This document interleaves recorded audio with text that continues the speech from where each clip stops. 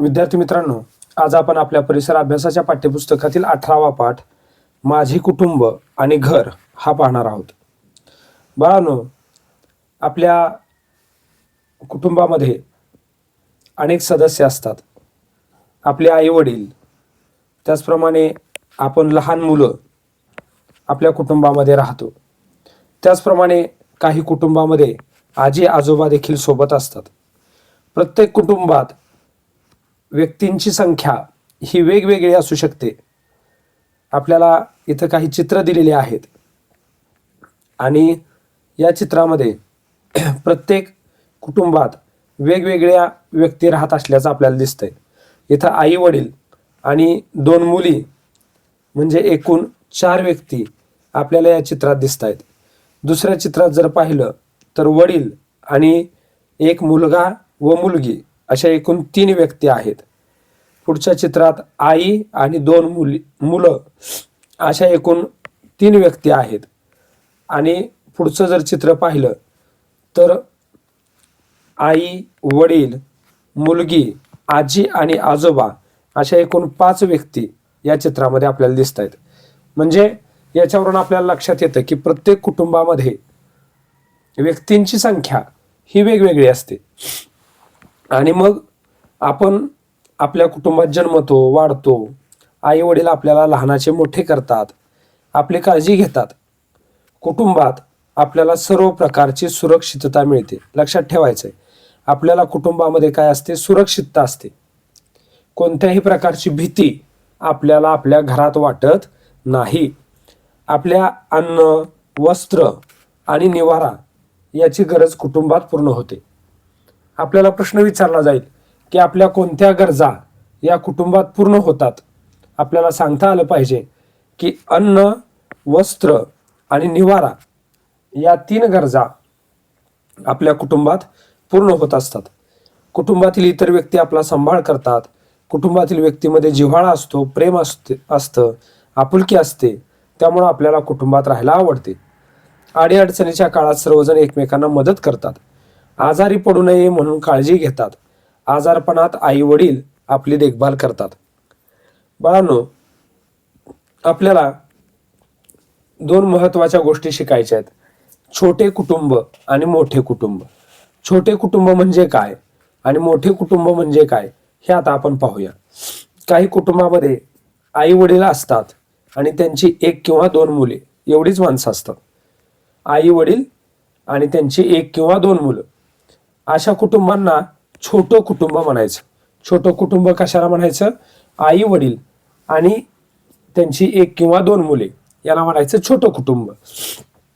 पण काही कुटुंबामध्ये आजी आजोबा असतात, काका काकू असतात, सख्खी व चुलत भावंड्या राहतात. अशा कुटुंबांना मोठे कुटुंब म्हणतात. मोठे कुटुंब कशाला म्हणायचं?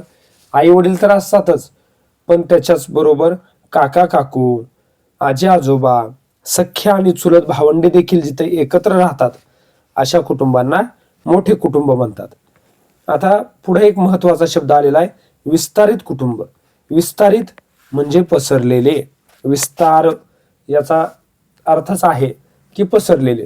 विस्तारित कुटुंब म्हणजे मोठ्यापेक्षा जास्त पसरलेले, त्याला विस्तारित कुटुंब म्हणायचं. मग विस्तारित कुटुंबामध्ये काय असतं? तर अनेक नातेवाईक जोडलेले असतात.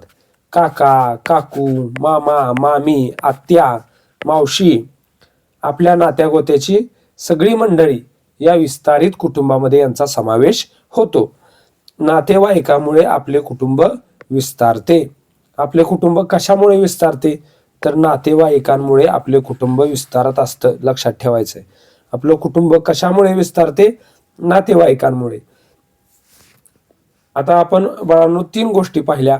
एक म्हणजे छोटं कुटुंब, दुसरं मोठं कुटुंब आणि विस्तारित कुटुंब. बघा, छोट्या कुटुंबामध्ये आपण काय पाहिलं? तर छोट्या कुटुंबामध्ये आई, वडील आणि त्यांची मुलं एवढंच हे कुटुंब असतं, छोटं असतं. मोठ्या कुटुंबामध्ये आजी, आजोबा, काका, काकू, त्याचप्रमाणे चुलत भावंडे, सख्खी भावंडे, आई वडील हे सगळे असतात. हे झालं मोठं कुटुंब. आणि विस्तारित कुटुंबामध्ये आई वडील काका काकू हे सगळे येतातच, पण त्याचबरोबर नातेवाईक देखील येतात. त्याचबरोबर नातेवाईक यांचा समावेश देखील ज्या कुटुंबात होतो त्याला विस्तारित कुटुंब असं म्हटलं जातं. लक्षात ठेवायचं, विस्तारित कुटुंबातील सर्वजण एका घरात राहत नाहीत. सगळे नातेवाईक एका घरात राहतात का? अजिबात नाही. मामा मामी, काका काकू, आजी आजोबा, त्याचप्रमाणे आत्या, असे हे जे काही नातेवाईक आहेत हे सगळे काही एकत्र राहत नाहीत. मात्र त्यांच्यामध्ये प्रेम असतं, जिव्हाळा असतो आणि वेगवेगळ्या प्रसंगी ते एकमेकांना भेटत असतात. आता बाळांनो, तुम्ही स्वतः ही यादी करायची आहे. तुमच्या विस्तारित कुटुंबात कोण कोण आहे? तुमच्या विस्तारित कुटुंबामध्ये कोण कोण आहे म्हणजे तुमचे मामा मामी आत्या या सगळ्यांची नावं तुम्ही लिहायची आहेत. तुमचे त्यांच्याशी कोणते नाते आहे नाव लिहायचं आणि त्यांच्याशी असणारं नातं तुम्ही लिहायचं आहे. तुमच्या विस्तारित कुटुंबातील लोक कोणत्या प्रसंगी भेटतात हे देखील तुम्ही लिहायचं आहे. तुम्ही एकत्र कधी येता? सणासुदीमध्ये एकत्र येता, भाऊबीजेला एकत्र येता, रक्षाबंधन असतं त्यावेळी एकत्र येता, घरामध्ये एखादं लग्न कार्य असतं त्यावेळी एकत्र येता, किंवा काही दुःखद प्रसंग असतात किंवा कोणी आजारी असेल तर भेटायला नातेवाईक येतात. अशा पद्धतीने विस्तारित कुटुंब बऱ्याच वेळा एकत्र येत असतं. बाळांनो, आपल्याला एक कुटुंब वृक्ष तयार करायला सांगितलेला आहे. या कुटुंब वृक्षामध्ये काय करायचं आहे तर रेहाना नावाची एक तिसरीतलीच तुमच्याच वयाची मुलगी आहे. ती काय करते, घरातला फोटोचा अल्बम पाहते आहे. मग वाढदिवस लग्न अशा प्रसंगीचे फोटो पाहताना तिला काही चेहरे ओळखीचे वाटतायत, काही चेहरे अनोळखी वाटले, काही फोटोमधील चेहरे तिला पुन्हा पुन्हा सगळीकडे दिसले. रेहानाने आईला विचारले की हे सगळे लोक कोण आहेत? आई म्हणाली, हे सगळे आपले नातेवाईक आहेत. या फोटोमध्ये काका काकू मामा मामी दोन्हीकडचे आजी आजोबा हे सगळे आहेत. रेहाना आईला म्हणाली, मला सगळं नीट समजावून सांग. तेव्हा आईनं रेहानाला समजावून सांगण्यासाठी एक चित्र काढलं. यामध्ये काय तर आजी आणि आजोबा हे अगदी शिखरावर म्हणजे सुरुवातीला आहेत आणि आजी आजोबांनी कुणाला जन्म दिला तर वडिलांना. मग आई आणि वडिलांचं त्यानंतर विवाह झाला. त्यानंतर रेहाना आणि सलीम ही 2 मुलं त्यांना झाली. त्याचप्रमाणे जसं आजी आजोबांना वडील हा एक मुलगा होता तसंच आत्या म्हणजे आजी आजोबांची मुलगी, त्याचप्रमाणे काका म्हणजे वडिलांचे भाऊ म्हणजे आजी आजोबांचा दुसरा मुलगा, अशी ही 3 अपत्ये आजी आजोबांना आहेत. आत्या वडील आणि काका. त्यानंतर काका काकू यांचा विवाह झाला, त्यांना साहिल आणि सानिया ही 2 अपत्ये आहेत. म्हणजे अशा पद्धतीनं रेहानाचा कुटुंबाचा वृक्ष तयार झाला. काळाच्या ओघामध्ये कुटुंबाच्या अनेक पिढ्या तयार होतात आणि जसा वेळ जातो तसतसे अनेक पिढ्या तयार होतात. अशा पिढ्याची वंशावळ तयार होते. तुम्ही काय करायचं आहे, तुम्ही तुमच्या आई वडिलांच्या मदतीनं तुमच्या कुटुंबाचा कुटुंब वृक्ष तयार करा. जसा इथं रेहानाचा कुटुंब वृक्ष आहे तसा कुटुंब वृक्ष तुम्ही तयार करू शकता. इतकंच नाही तर जिथं आजी लिहिलंय या ठिकाणी तुम्ही आजीचा फोटो लावू शकता. आजोबा लिहिलंय त्या ठिकाणी आजोबांचा फोटो लावू शकता. त्याचप्रमाणे आत्या लिहिलंय त्या ठिकाणी आत्याचा फोटो किंवा नाव लिहा.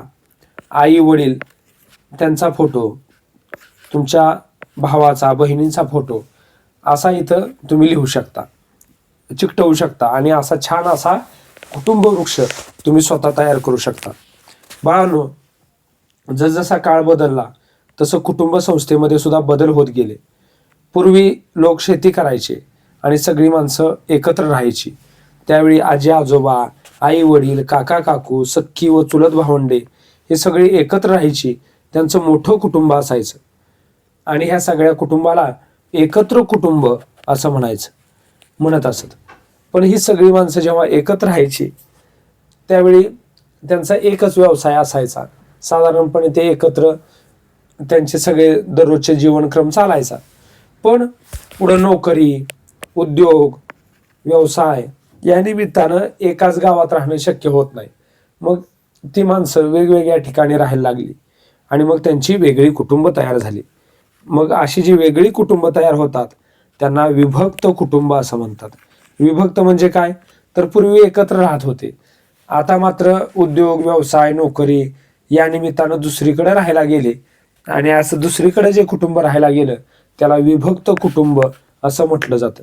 अशा पद्धतीनं पूर्वी नोकरीला खूप लोक नसायचे, खूप लोक उद्योगामध्ये नसायचे. मग अशा वेळी ते जे कुटुंब आहे ते एकत्र असायचं. पण आता नोकरी व्यवसायाच्या निमित्तानं दुसऱ्या गावामध्ये राहावं लागतं, दुसऱ्या देशामध्ये प्रसंगी जावं लागतं, दुसऱ्या राज्यामध्ये जावं लागतं आणि अशा प्रसंगांमुळं विभक्त कुटुंब तयार झालेली आहेत. बाळांनो, कुटुंबामध्ये प्रत्येकजण आपापलं काम करत असते. बऱ्याच वेळा आपण पाहतो की आपली आई स्वयंपाक बनवत असते. या ठिकाणी चित्रामध्ये एकच व्यक्ती काम करते, आपली आई काम करते आहे. इथं जर पाहिलं दुसऱ्या चित्रामध्ये तर प्रत्येक व्यक्ती काम करते.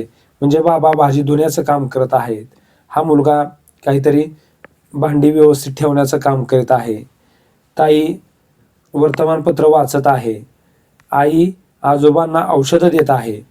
अशा पद्धतीनं प्रत्येक व्यक्ती घरामध्ये काम करत आहे. आता बाळांनो, आपल्याला एक यादी करायची, आपल्या घरातल्या कामांची यादी करा. तुमच्या घरात ही कामं कोण कोण करते हेही त्याच्या पुढे लिहा. यातली कामं, कोणती कामं करायला तुम्हाला आवडतं हे लिहा. तुमच्या घरातील एकमेकाची कामं तुम्ही करता का हे देखील तुम्ही लिहायचं आहे. पाण्याची साठवण, स्वयंपाक करणे, स्वच्छता ही रोज करावी लागणारी कामं आहेत. घरामध्ये सणवार असतात, समारंभ असतात, पाहुणे येतात, मग त्यावेळी आलेल्या पाहुण्यांचं आगत स्वागत करावं लागतं, त्यांची उठबस करावी लागते, आल्या पाहुण्यांना पाणी द्यावं लागतं, त्यांचा पाहुणचार करावा लागतो. घरातल्या वयोवृद्ध व्यक्तींची, वयस्कर व्यक्तींची काळजी घ्यावी लागते. घरामध्ये अशी खूप कामं असतात, ती सगळ्यांनी वाटून घेतली पाहिजेत. घरातली कामं काय केली पाहिजेत, वाटून घेतली पाहिजेत. जर कामं वाटून घेतली तर एकाच व्यक्तीवर भार पडत नाही. प्रत्येक काम हे महत्त्वाचं असतं, मग ते छोटं असू द्या किंवा मोठं असू द्या. आणि मग ही सगळी कामं जर आपण वाटून घेऊन केली तर एकमेकांमध्ये प्रेम आणि आपुलकी ही आपोआप वाढत असते, हे लक्षात ठेवा. घरामध्ये इथं आपल्याला 2 चित्र दिलेले आहेत, नीटनेटके घर आणि पसारा असलेले घर. तुम्हाला कुठलं घर आवडेल, तर निश्चितपणे तुम्हाला नीटनेटकं घर आवडेल. पसारा असलेलं घर तुम्हाला आवडणार नाही. मग बाळांनो, जर तुम्हाला आपलं घर हे नीटनेटकं असावं असं वाटत असेल तर तुम्ही देखील त्याच्यामध्ये योगदान द्यायला हवं. तुम्ही सुद्धा त्या आपल्या घरातील जी कामं आहेत ती वाटून घेतली पाहिजेत. घराची स्वच्छता ठेवली पाहिजे.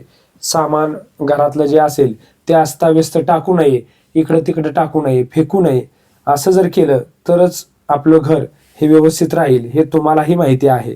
आपलं घर स्वच्छ व नीटनेटकं असेल तर आपल्याला प्रसन्न वाटतं. आपलं घर स्वच्छ असेल तर आपल्याला छान वाटतं, प्रसन्न वाटतं.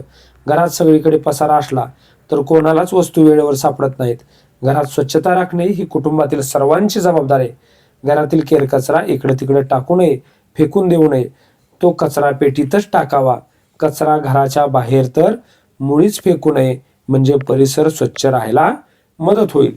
बाळांनो, एक गोष्ट नेहमी लक्षात ठेवा, घरामध्ये जो कचरा असतो त्या कचऱ्याचे 2 प्रकार आहेत.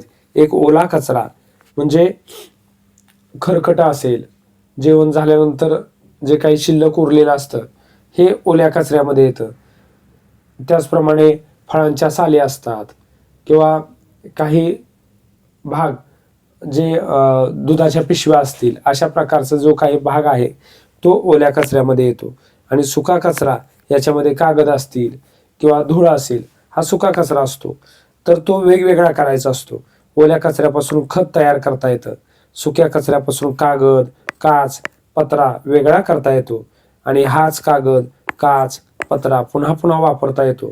त्यामुळे लक्षात ठेवा, ओला कचरा वेगळा करावा आणि सुका कचरा वेगळा करायचा आहे. बाळांनो, आता सध्या आपल्या घरामध्ये, सगळ्यांच्या घरामध्ये मोबाईल आहे, CD आहेत, DVD आहेत. आता CD आणि DVD या 2 गोष्टी खूप कमी प्रमाणामध्ये आढळतात. मात्र मोबाईल सगळ्यांकडे आहे, पेन ड्राईव्ह सगळ्यांकडे आहेत, संगणक आहेत आणि ह्या ज्या वस्तू आहेत त्या फार काळ टिकत नाहीत. मग त्या नादुरुस्त झाल्या, खराब झाल्या की त्याचा काही उपयोग होत नाही. अशा वेळी त्या वस्तू काय केल्या जातात तर त्या एखाद्या कचऱ्याप्रमाणेच असतात, त्याचा कशालाही उपयोग होत नाही आणि त्यालाच ई कचरा असे म्हणतात. ई कचरा कशाला म्हणायचं तर mobile, CD, DVD, pen drive, संगणक या वस्तू निरुपयोगी झाल्या की त्या कचऱ्यासारख्याच असतात आणि त्यामुळं त्या घरामध्ये निरुपयोगी तशाच पडून असतात. त्याला ई कचरा असं म्हटलं जातं. ई कचऱ्याची विल्हेवाट लावणे ही एक मोठी समस्या आहे. ई कचऱ्याची व्यवस्था लावणं ही एक मोठी समस्या आहे. बाळांनो, आपण घराची ज्यावेळी सण असतो, समारंभ असतात, त्यावेळी घराची सजावट करतो आणि मग त्यामध्ये वेगवेगळ्या वस्तू वापरत असतो. इथं काही यादी दिलेली आहे आणि या यादीमध्ये आपण काय वापरतो हे तुम्हाला लिहून दिलेलं आहे. मग त्यामध्ये फुले आहेत, थर्माकोल आहे, प्लास्टिक आहे, पताका आहे, रांगोळी आहे, रासायनिक रंग आहे. बाळांनो, यामधील थर्माकोल, प्लास्टिक आणि रासायनिक रंग हे आपण जास्त वापरायचे नसतात. का वापरायचे नसतात? कारण हे पर्यावरणाला घातक आहेत. हे लवकर कुजत नाहीत. या वस्तू लवकर न कुजल्यामुळे एक प्रकारचा कचरा होतो आणि त्यामुळं अगदी शेतामध्ये पीक वाढायला सुद्धा हे थर्माकोल, प्लास्टिक, रासायनिक रंग हे घातक ठरतात आणि त्यामुळं आपलं पर्यावरण हे खराब होण्याची शक्यता असते. आपण सण उत्सव का साजरे करतो किंवा आपले सण उत्सव कोणत्या बाबींशी संबंधित आहेत तर बाळांनो, आपण कुटुंबामध्ये अनेक सण उत्सव साजरे करतो. कुटुंबातच नव्हे तर आपल्या देशात वेगवेगळे उत्सव साजरे केले जातात. शेती हा आपला मुख्य व्यवसाय आहे आणि आपले बरेचसे सण हे शेती आणि पर्यावरण याच्याशी संबंधित आहेत. होळी हा वसंत ऋतूच्या स्वागताचा उत्सव आहे. बघा, लक्षात घ्या, कोणता सण हा वसंत ऋतूच्या स्वागताचा उत्सव आहे तर होळी. त्याचप्रमाणे पंजाबमध्ये पीक कापणीच्या सुमाराला, पंजाब या राज्यामध्ये ज्यावेळी पिकं कापली जातात त्यावेळी वैशाखी नावाचा उत्सव साजरा केला जातो. महाराष्ट्रामध्ये ज्यावेळी पिकांची पेरणी होते त्यावेळी बैलपोळा हा सण साजरा केला जातो. तामिळनाडूमध्ये पोंगल नावाचा सण आहे. केरळमध्ये ओणम नावाचा सण आहे. हे उत्सव केव्हा होतात तर पीक कापणीच्या हंगामामध्ये हे उत्सव साजरे केले जातात. दसरा, दिवाळी, गुढीपाडवा यासारखे सण पिके हातात आल्यावर साजरे केले जातात. बाळांनो, आपल्याला वेगवेगळ्या राज्यात साजरे केले गेलेले उत्सव सांगता आले पाहिजेत. यामध्ये होळी हा वसंत ऋतूच्या आगमनाचा, वसंत ऋतू आल्याबद्दल आनंदानं साजरा केला जाणारा सण आहे. त्याचप्रमाणे पंजाबमध्ये पीक कापणीच्या वेळी वैशाखी नावाचा उत्सव साजरा केला जातो. महाराष्ट्रामध्ये पेरणीनंतर बैलपोळा साजरा करतात. तामिळनाडूमध्ये पोंगल साजरा केला जातो. केरळमध्ये ओणम नावाचा सण साजरा केला जातो. त्याचप्रमाणे पर्युषण पर्व, बुद्ध पौर्णिमा, रमजान ईद, नाताळ, पतेती हे देखील महत्त्वाचे सण आहेत. सण उत्सव कोणतेही असू द्या, सर्व भारतीय त्यामध्ये आनंदाने सहभागी होतात, एकमेकांना शुभेच्छा देतात. त्याचप्रमाणे बाळांनो, स्वातंत्र्य दिन आणि प्रजासत्ताक दिन हे आपले राष्ट्रीय उत्सव आहेत. आपले राष्ट्रीय उत्सव कोणते तर स्वातंत्र्य दिन आणि प्रजासत्ताक दिन हे आपले राष्ट्रीय उत्सव आहेत. 15 ऑगस्ट 1947 रोजी आपल्याला ब्रिटिशांपासून स्वातंत्र्य मिळाले. 15 ऑगस्ट 1947 रोजी आपल्याला ब्रिटिशांपासून स्वातंत्र्य मिळाले. त्यामुळे तो दिवस आपण स्वातंत्र्य दिन म्हणून साजरा करतो. त्याचप्रमाणे 26 जानेवारी 1950 पासून भारताचं संविधान अंमलात आलं, त्यामुळं त्याला प्रजासत्ताक दिन असं म्हटलं जातं आणि तो दिवस आपण उत्सव म्हणून साजरा करतो. उत्सवामुळे काय होतं तर लोक एकत्र येतात. उत्सवामुळे आणखी काय होतं तर एकोप्याची भावना वाढीला लागते. उत्सवामध्ये गाणी, नृत्ये, रांगोळ्या, खेळ, स्पर्धा, शर्यती असं सगळं आयोजन केलं जातं. त्यामुळे आपल्याला आनंद मिळतो. सण उत्सव साजरे करताना आपण एक काळजी घेतली पाहिजे की पर्यावरणाची हानी होणार नाही, पर्यावरणाला नुकसान होणार नाही, झाडं जगतील याची काळजी आपण घेतली पाहिजे. ध्वनी प्रदूषण होणार नाही, हवेचं प्रदूषण होणार नाही हे आपण पाहिलं पाहिजे. बऱ्याच वेळा दिवाळी नावाचा जो सण आहे, या दिवाळीमध्ये आपण फटाके फोडतो. इतके फटाके फोडले जातात की ध्वनीचं प्रदूषण होतं. त्यावेळी आजारी माणसं, लहान मुलं यांना अक्षरशः कर्णकर्कश अशा फटाक्यांचा आवाजाचा सामना करावा लागतो आणि त्याचा शारीरिक त्रास त्यांना होतो, प्राण्यांना त्याचा त्रास होतो. त्याचप्रमाणे बाळांनो, फटाक्यामधून काही जो रासायनिक द्रव्ये निघतात, काही पर्यावरणाला हानिकारक असे वायू निघतात. हे सगळे वायू, धूळ हे पर्यावरणाला घातक आहे. त्यामुळे हवेचं प्रदूषण होतं, श्वास घ्यायला त्रास होतो, दम्यासारखे विकार बळावतात. त्यामुळं अशा वाईट चालीरीती देखील आपण सोडून दिल्या पाहिजेत आणि दिवाळी हा आनंदाचा सण आपण दिवे लावून साजरा केला पाहिजे. प्रकाशाचा तो उत्सव आहे हे लक्षात घेतलं पाहिजे. आपण मात्र काय करतो, आपल्या सणांचा विकृतीकरण करत आहोत. आपले जे सण आहेत ते आपण चांगल्या पद्धतीनं साजरे न करता काहीतरी विकृत अशा पद्धतीच्या गोष्टी आपण करतो आणि वाईट गोष्टीची प्रथा आपण पाडतो. फटाके दिवाळीला आपण फोडतो, हे अत्यंत त्या सणाच्या योग्य अशी कृती नाही, हे लक्षात ठेवा. दिवाळी हा सण प्रकाशाचा सण आहे आणि त्यावेळी आपण दिव्यांची आरास करत असतो. मात्र फटाके फोडून आपण तो सण विकृत केलेला आहे. योग्य पद्धतीने आपण तो साजरा करत नाही, हे लक्षात घ्या. त्यामुळे दिवाळीला फटाके फोडू नका. त्यामुळे लहान मुलांना होणारा त्रास, ध्वनी प्रदूषण, हवेचं प्रदूषण या गोष्टी आपल्याला टाळता येतील. बाळांनो, महाराष्ट्रामध्ये अनेक आदिवासी जमाती आहेत आणि मग ठाणे नावाचा जो जिल्हा आहे, त्या ठाणे जिल्ह्यात वारली ही आदिवासी जमात आहे. या वारली जमातीमध्ये ज्येष्ठ महिन्यामध्ये पावसाळ्याच्या सुरुवातीला त्यांच्याकडे कोली भाजी म्हणजे काय, कोवळी भाजी नावाचा एक कौटुंबिक सण साजरा केला जातो. कुठं साजरा केला जातो? ठाणे जिल्ह्यामध्ये वारली आदिवासी जमातीत कोली भाजी म्हणजे कोवळी भाजी नावाचा सण ज्येष्ठ महिन्यात साजरा केला जातो. हा कौटुंबिक सण आहे. कोली ही एक जंगली वनस्पती आहे. कोली ही काय आहे? एक जंगली वनस्पती आहे. तिचा भाजीसारखा वापर केला जातो. पाऊस सुरू झाल्यावर ही वनस्पती उगवते. कुटुंबातील व्यक्ती आजूबाजूच्या परिसरात जाऊन ताजी कोवळी असलेली कोली जमा करून आणतात. भाजी शिजवून देवाला नैवेद्य दाखवला जातो आणि कुटुंबातील सर्वजण मिळून जेवतात. असा हा सण आहे. मकर संक्रांती नावाचा सण हिवाळ्यामध्ये साधारणतः जानेवारी महिन्यामध्ये साजरा केला जातो आणि हा जो सण आहे, या दिवशी मित्र नातेवाईक एकमेकांना तिळगुळ देत असतात. तीळ हे या काळामध्ये होणारं महत्त्वाचं पीक आहे. थंडीच्या काळात शरीराला उष्णता टिकून ठेवण्यासाठी हे तीळ खाणं चांगलं असतं. त्यामुळे सगळ्यांना तिळगुळ वाटला जातो, हे लक्षात ठेवा. बाळांनो, आपल्या भारतीय संस्कृतीमध्ये असणारे सण हे निसर्गाला धरून असणारे आहेत. प्रत्येक सणाला एक वैज्ञानिक दृष्टिकोन आहे, हे आपण लक्षात घेतलं पाहिजे. बैलपोळा हा आपला कृतज्ञतेचा सण आहे. बैल आपल्या शेतामध्ये पेरणी करून देतात आणि बैल शेतात राबल्यामुळेच आपल्याला धान्य मिळतं. त्यामुळं पेरणी झाल्यानंतर बैलांच्या प्रती आभार व्यक्त करण्यासाठी बैलपोळा हा सण साजरा केला जातो. असेच सगळे जे सण आहेत, हे सण आपल्या पर्यावरणाशी निगडीत असलेले आहेत. आपण मात्र त्या सण साजरे करण्याची काही विचित्र पद्धती पाडलेल्या आहेत, त्या मात्र आपण सोडून दिल्या पाहिजेत आणि चांगल्या पद्धतीनं, योग्य पद्धतीनं सण साजरे केले पाहिजेत, ज्याचा पर्यावरणालाही त्रास होणार नाही. समाजातील लहान मुले, वृद्ध व्यक्ती, आजारी माणसे यांना त्रास होणार नाही याची काळजी आपण घेतली पाहिजे. कुटुंबामध्ये आपल्याला सर्व प्रकारची सुरक्षितता मिळते, हे आपण पाहिलं. कुटुंबाचे छोटे कुटुंब, मोठे कुटुंब, विस्तारित कुटुंब असे 3 प्रकार आहेत, हे देखील पाहिलं. अनेक पिढ्यांची वंशावळ तयार होते, हे आपण शिकलो.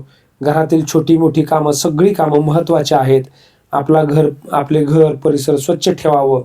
त्याचप्रमाणे आपले जे अनेक उत्सव आहेत ते शेती आणि पर्यावरण याच्याशी संबंधित आहेत, हे देखील आपण शिकलेलो आहोत. स्वातंत्र्य दिन, प्रजासत्ताक दिन हे आपले राष्ट्रीय उत्सव आहेत. स्वातंत्र्य दिन 15 ऑगस्ट या दिवशी साजरा करतो. प्रजासत्ताक दिन 26 जानेवारी या दिवशी साजरा करतो, हे आपण लक्षात घेतलं. सण उत्सवामुळे एकोप्याची भावना वाढते, हे देखील आपल्याला माहीत झालेलं आहे. सण उत्सवामध्ये आपण एकमेकांना भेटतो, एकमेकांशी बोलतो, आपल्याला एकमेकांचा आधार वाटतो, हेही आपण शिकलो. बाळांनो, आज आपल्या पाठामध्ये आपण आपल्या कुटुंबाविषयी माहिती घेतली, कुटुंबाचे प्रकार लक्षात घेतले, त्याचप्रमाणे सण उत्सवांची माहिती घेतली.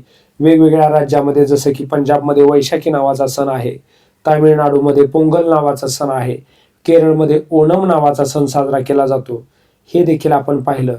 ठाणे जिल्ह्यामधील वारली आदिवासी जमात ही कोली भाजी नावाचा एक कौटुंबिक सण साजरा करते, हे देखील आपण शिकलेलो आहोत. अशा पद्धतीनं बाळांनो, आजच्या पाठामध्ये आपण माहिती घेतलेली आहे. तुम्हाला ती निश्चितपणे समजली असेल अशी मी आशा करतो. त्याचप्रमाणे आपण सण साजरे करण्याची एक योग्य पद्धत ठरवून घ्यावी असं देखील मला वाटतं. तुमच्या कुटुंबाची एक कुटुंब वृक्ष तुम्ही तयार करा. त्याचप्रमाणे घरातील कामांची यादी एक तुम्ही तयार करा, ही देखील तुमच्या मदतीस येईल. आपण घरातली सगळी कामं ही स्वतः केली पाहिजेत, एकमेकांना मदत केली पाहिजे, तरच प्रेमाने आपुलकी टिकते, जिव्हाळा तयार होतो, हे देखील समजावून घ्या. अशा पद्धतीनं माझे कुटुंब आणि घर हा पाठ आपण समजावून घेतला. तुम्हाला तो समजला असेल अशी मी आशा करतो आणि तुमच्या अभ्यासाला शुभेच्छा देतो. धन्यवाद.